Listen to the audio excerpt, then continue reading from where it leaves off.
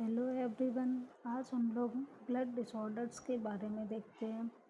Blood से कौन कौन सी बीमारियां होती हैं, आइए जानते हैं। लास्ट क्लास में हमने ब्लड के बारे में जाना था।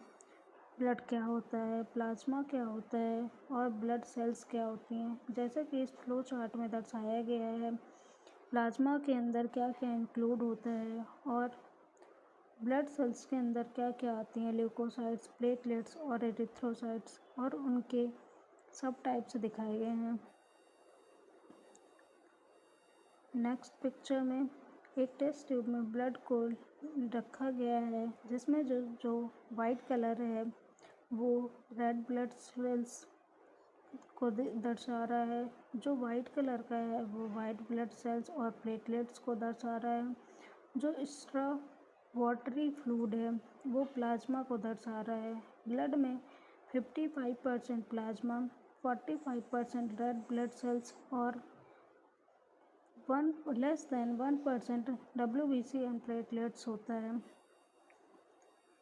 अब देखते हैं red blood cells disorder. RBC से कौन कौन से डिसऑर्डर्स होते हैं। First is erythrocytosis.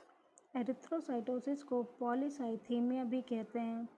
ब्लड में जब RBC का काउंट बढ़ जाता है उसे एरिथ्रोसाइटोसिस कहते हैं। Second is polycythaemia vera. Polycythaemia vera को ब्लड कैंसर भी कहते हैं। जब बोन मैरो ओवरड्राइव करता है और ब्लड में RBC को ज़्यादा प्रोड्यूस करता है, इसके साथ साथ WBC और प्लेटलेट्स को भी ज़्यादा प्रोड्यूस करता है, जिसकी वजह से ब्लड में RBC, WBC और प्लेटलेट्स का काउंट बढ़ जाता है। इसे पॉलीसाइथीमिया वेरा कहते हैं। Third is anaemia. ब्लड में जब RBC का काउंट कम हो जाता है उसे एनीमिया कहते हैं। इसके कई सब टाइप्स होते हैं, जैसा कि पहले first is iron deficiency anaemia. Blood में जब हेल्दी RBC की डिफिशियंसी हो जाती है, जिसकी वजह से बॉडी में आयरन की भी डिफिशियंसी होने लगती है, जिसे आयरन डिफिशियंसी एनीमिया कहते हैं। Second is anaemia owing to haemolysis. Healthy RBC जब टूटने लगती हैं और न्यू RBC नहीं रिप्लेस हो पाती, उसे एनीमिया ओविंग टू हीमोलाइसिस कहते हैं। Third is sickle cell anaemia. Sickle cell anaemia में RBC सिकल शेप की हो जाती हैं। Fourth is vitamin B12 deficiency anaemia. Body में जब विटामिन B12 की डिफिशियंसी होती है उसे विटामिन B12 डिफिशियंसी एनीमिया कहते हैं। Next is folic acid deficiency anaemia. Body में जब फॉलिक एसिड की डिफिशियंसी होती है उसे फॉलिक एसिड डिफिशियंसी एनीमिया कहते हैं। Next is erythroblastosis fetalis. ये एक न्यू बॉर्न ब्लीडिंग डिसऑर्डर होता है जिसमें प्रेग्नेंट वुमेन का ब्लड ग्रुप निगेटिव और न्यू बॉर्न का या फिर फीटस का ब्लड ग्रुप पॉजिटिव होता है, जिसकी वजह से प्रेग्नेंट वुमेन का इम्यून सिस्टम फीटस के इम्यून सिस्टम में अटैक करता है। Next is thalassaemia. थैलेसीमिया एक इनहेरिटेड ब्लीडिंग डिसऑर्डर होता है जिसमें ऑक्सीजन कैरिंग प्रोटीन मतलब हीमोग्लोबिन की मात्रा कम होती है, जिसकी वजह से RBC काउंट कम हो जाता है। Next is pernicious anaemia. Pernicious anaemia में विटामिन B12 का एब्जॉर्प्शन नहीं हो पाता, जिसकी वजह से परनीशियस एनीमिया कॉज करता है। Last is aplastic anaemia. Aplastic anaemia भी इनहेरिटेड डिसऑर्डर होता है जिसमें RBC का फॉर्मेशन नहीं हो पाता, मतलब न्यू ब्लड सेल्स का फॉर्मेशन नहीं हो पाता है। Next is white blood cells disorder, मतलब WBC की वजह से कौन कौन से डिसऑर्डर होते हैं। इनमें से फर्स्ट इज ल्यूकोसाइटोसिस। ब्लड में जब WBC का काउंट बढ़ जाता है, जिसकी वजह से इन्फेक्शन कॉज करता है, इसे ल्यूकोसाइटोसिस कहते हैं। Next is leucopenia. ल्यूकोपीनिया में ब्लड में WBC का काउंट बहुत कम हो जाता है, जिसकी वजह से इम्यून सिस्टम वीक हो जाता है। Third is a ग्रैनुलोसाइटोसिस। ए ग्रैनुलोसाइटोसिस में न्यूट्रोफिल्स का काउंट 200 से कम हो जाता है। नेक्स्ट इज न्यूट्रोपीनिया या फिर ग्रैनुलोसाइटोपीनिया। इसमें ग्रैन्यूल्स का काउंट कम हो जाता है। Last is leukaemia.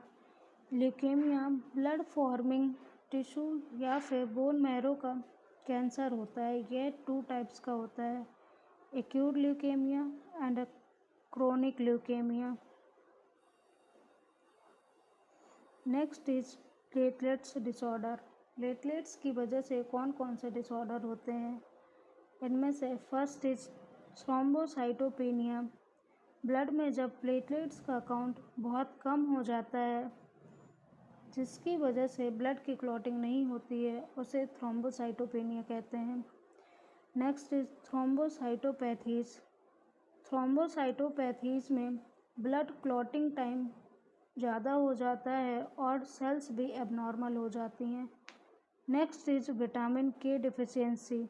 ब्लड में जब विटामिन के की डिफिशियंसी हो जाती है, जिसकी वजह से ब्लड क्लॉटिंग नहीं होती है।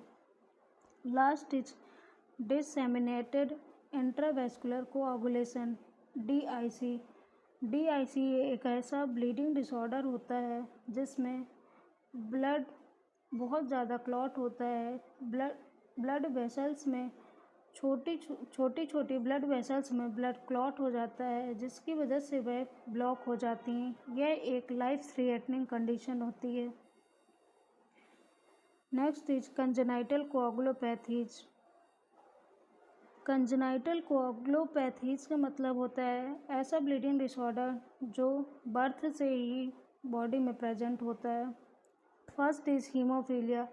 हीमोफीलिया एक इनहेरिटेड ब्लीडिंग डिसऑर्डर होता है जिसमें क्लॉटिंग फैक्टर एब्सेंट होता है, जिसकी वजह से ब्लड क्लॉटिंग नहीं होती है। इसके कई सब टाइप्स हैं। First is haemophilia A. Blood में जब फैक्टर 8 की डिफिशियंसी होती है, उसे हीमोफीलिया ए कहते हैं। Next haemophilia B. ब्लड में जब क्लॉटिंग फैक्टर 9 की डिफिशियंसी होती है, उसे हीमोफीलिया बी कहते हैं।